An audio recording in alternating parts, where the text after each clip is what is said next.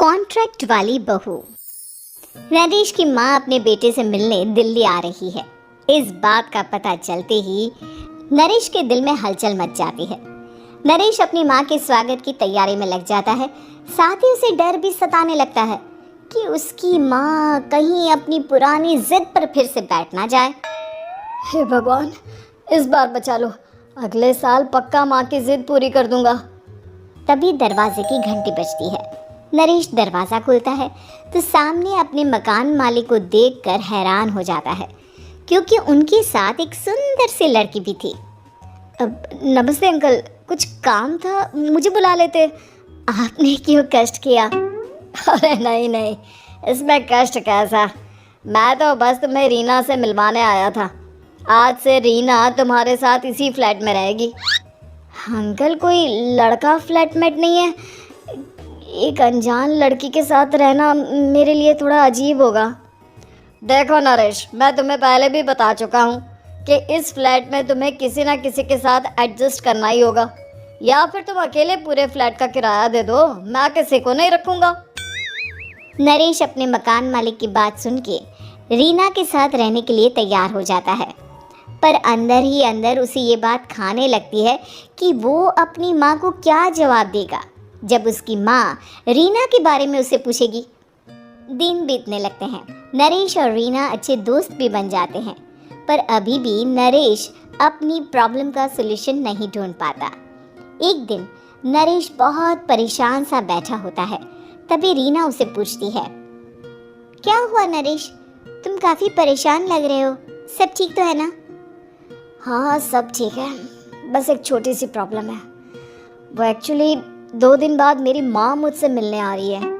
अरे, तो इसमें प्रॉब्लम क्या है? ये तो खुशी की बात है।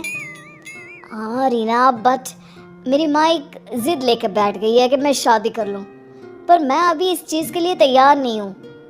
ऊपर से जब वो तुम्हें देखेगी तो 100 सवाल करेगी, क्या जवाब दूंगा?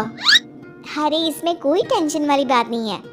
मेरे पास ना इस प्रॉब्लम का सलूशन है, जिससे ना तुम्हें शादी करनी पड़ेगी और ना ही तुम्हारी माँ मेरे बारे में कुछ पूछेंगी। रीना की बात सुनकर नरेश सोच में डूब जाता है। वो सोचता है कि रीना खुले ख्यालों वाली लड़की है, कहीं माँ को सच बता ना दे। नरेश को सोच में डूबा देखकर रीना कहती है, अरे क्या हुआ, किस सोच में पड़ गए? डोंट वरी, जैसा तुम सोच रहे हो ना वैसे कुछ भी नहीं है। मेरे पास एक प्लान है। मैं कुछ समझ नहीं पा रहा हूँ, कैसा प्लान?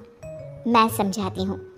हम ना एक कॉन्ट्रैक्ट मैरिज कर लेते हैं। फ़िलहाल मेरे पास जॉब नहीं है, तो तुम इस रूम का किराया दे देना जब तक तुम्हारी माँ यहाँ रहेंगी, सिर्फ तब तक। और तुम अपनी माँ से कह देना कि मैं तुम्हारी पत्नी हूँ, इससे वो मेरे यहाँ रहने पर कोई सवाल भी नहीं करेंगी। अरे बात तुम्हारी ठीक है, पर माँ से झूठ बोलना, ना बाबा, मैं ये रिस्क नहीं ले सकता। कोई और आइडिया दो ना तुम।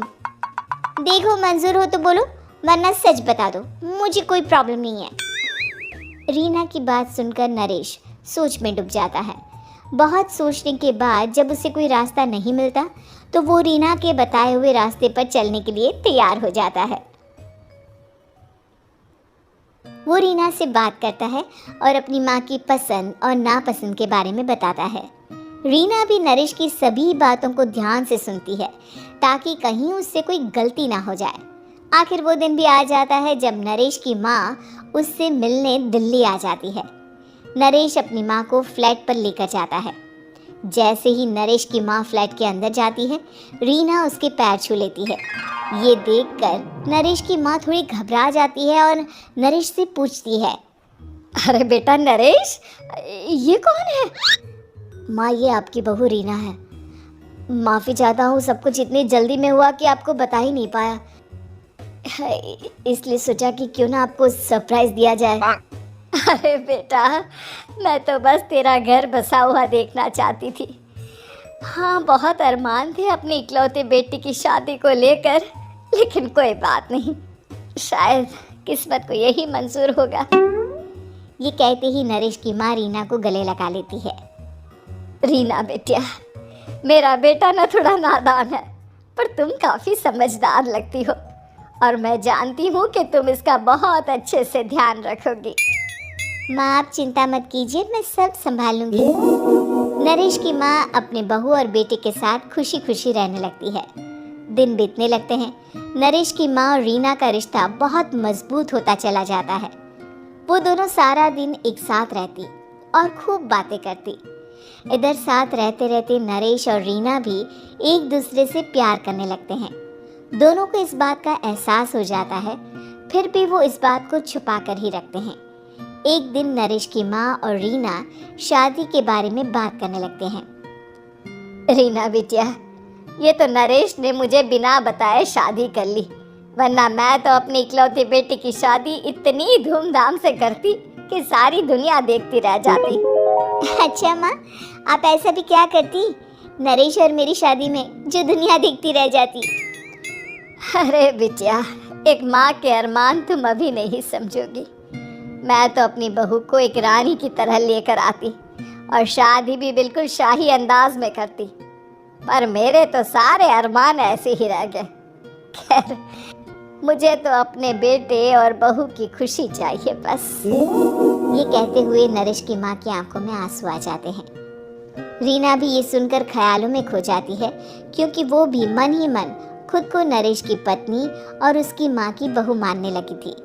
शाम को जब नरेश ऑफिस से घर आता है तो रीना खुद को रोक नहीं पाती और नरेश के सामने उसकी माँ को अपने और नरेश के रिश्ते का सारा सच बता देती है।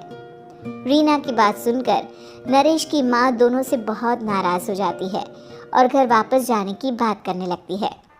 तुम दोनों ने मुझसे सच छुपाकर बहुत ठेस पहुंचाई है मुझे। अब तुम लोगों के साथ नहीं रहना चाहती मैं, कल ही वापस चली जाऊंगी अपने घर। माँ मुझे माफ़ कर दो, ये सब मैंने रीना के कहने पर ही किया है, वरना मैं भी आपको कभी ठेस पहुंचाने के बारे में सोच भी नहीं सकता। हाँ माँ, हमने ये सिर्फ आपका दिल रखने के लिए किया, प्लीज़ हम दोनों को माफ़ कर दीजिए। तुम दोनों ने मेरे अरमानों के साथ खिलवाड़ किया है और वैसे भी मुझे अपने बेटे के लिए एक अच्छी लड़की ढूंढनी है, इसलिए मेरा यहाँ से जाना ही बेहतर होगा। माँ की ये बात सुनकर रीना खुद को रोक नहीं पाती। माँ, क्या मैं आपके घर की बहू बनने लायक नहीं हूँ? रीना की बात सुनकर नरेश हैरान रह जाता है। नरेश की माँ भी कुछ समझ नहीं पाती। मैं कुछ समझी नहीं, आखिर तुम कहना क्या चाहती हो?